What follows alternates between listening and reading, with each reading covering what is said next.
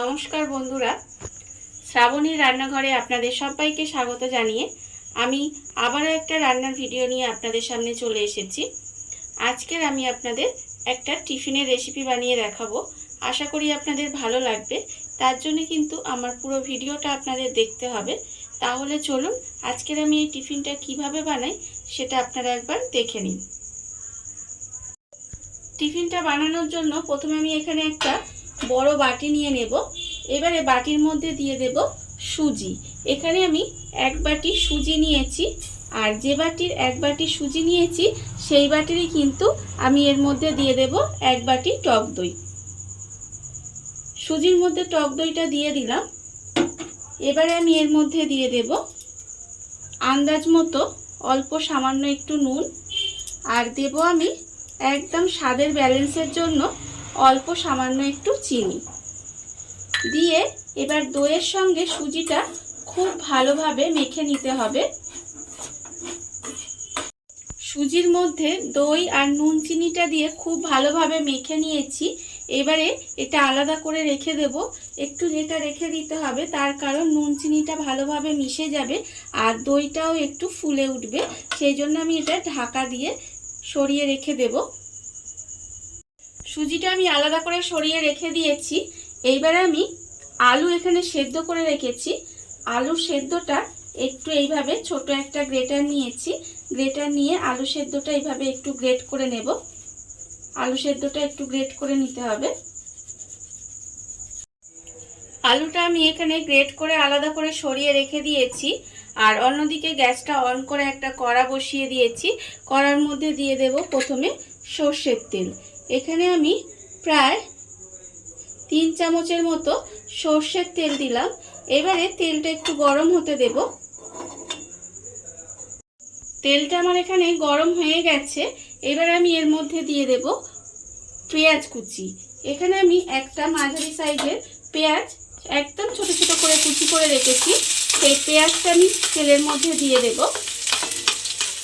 এটা কিন্তু আমি ভিতরের পুরটা বানাচ্ছি। পেঁয়াজটা দিয়ে এবারে একটু পেঁয়াজটাকে লাল করে ভেজে নেব।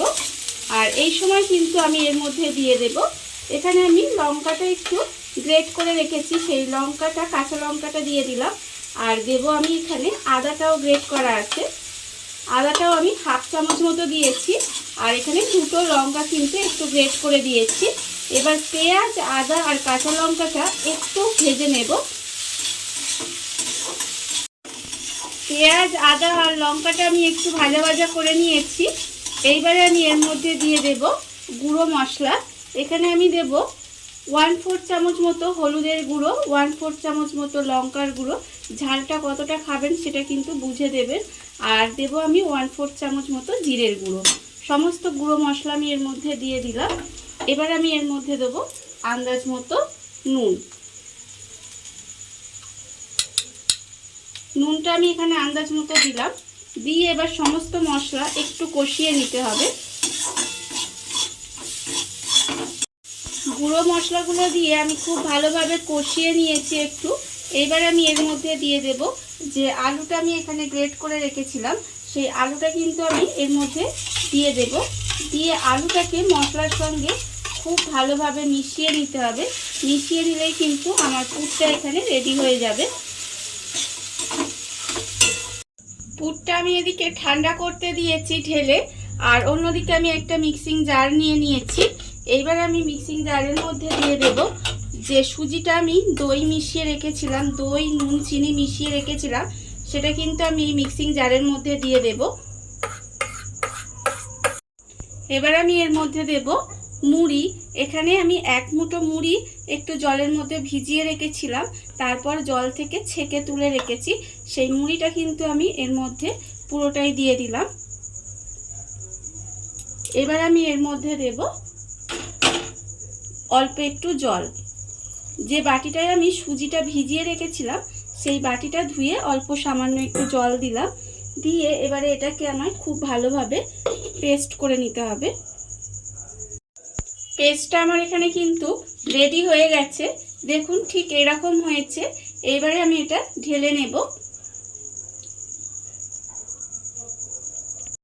গোলাটা আমি এখানে ঢেলে নিয়েছি। গোলাটা ঠিক কীরকম হয়েছে আমি আপনাদের দেখাচ্ছি। দেখুন, এইভাবে হাতার পিছনে ঠিক একটা লেয়ার পড়ে যাবে, এরকম কিন্তু গোলাটা হবে। একেবারে যে পাতলা জলের মতো তাও নয়, আবার খুব যে একটু ঘন তাও কিন্তু নয়। দেখুন, ঠিক হাতার মধ্যে একটা পাতলা লেয়ার পড়েছে, এরকম কিন্তু গোলাটা বানিয়ে নিতে হবে। এইবার আমি অন্যদিকে চাটু বসিয়ে, গ্যাসটা অন করে একটা চাটু বসিয়ে দিয়েছি। চাটুটা আমার গরম হয়ে গেছে। আমি দিয়ে দেবো এর মধ্যে অল্প একটু সর্ষের তেল। আমি এটা সর্ষের তেলে করছি, আপনারা চাইলে কিন্তু সাদা তেলেও করতে পারেন। এবারে সর্ষের তেলটা দিয়ে খুব ভালোভাবে চাটুর মধ্যে তেলটা মিশিয়ে দেব, মানে মাখিয়ে দেব। আর এই সময় কিন্তু তেলটাও আমার খুব ভালোভাবে গরম হয়ে গেছে। এবার আমি এর মধ্যে দিয়ে দেব গোলাটা। ঠিক এইভাবে এর মধ্যে গোলাটা দিতে হবে। গোলাটা দিয়ে এইভাবে আমি একটু ঘুরিয়ে দেব। হাতা দিয়ে এইভাবে আমি ঘুরিয়ে দিলাম।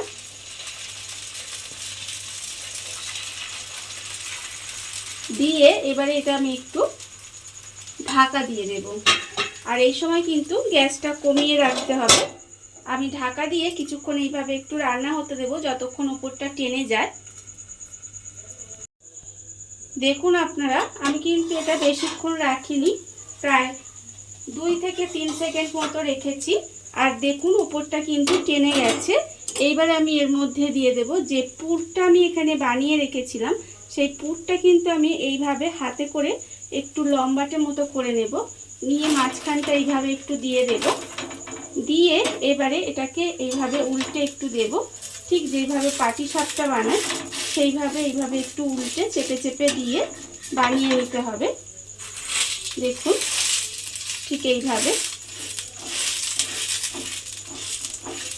আমি বানিয়ে নিব। দেখুন আমার কিন্তু টিফিনটা রেডি হয়ে গেছে। এবার আমি এটাকে তুলে রেখে দেব। আর এইভাবে কিন্তু আমি আবারও অল্প একটু তেল দেব। যতবার বানাবো ততবার কিন্তু অল্প একটু তেল দিতে হবে। তেল দিয়ে তারপরে কিন্তু গোলাটা দিতে হবে।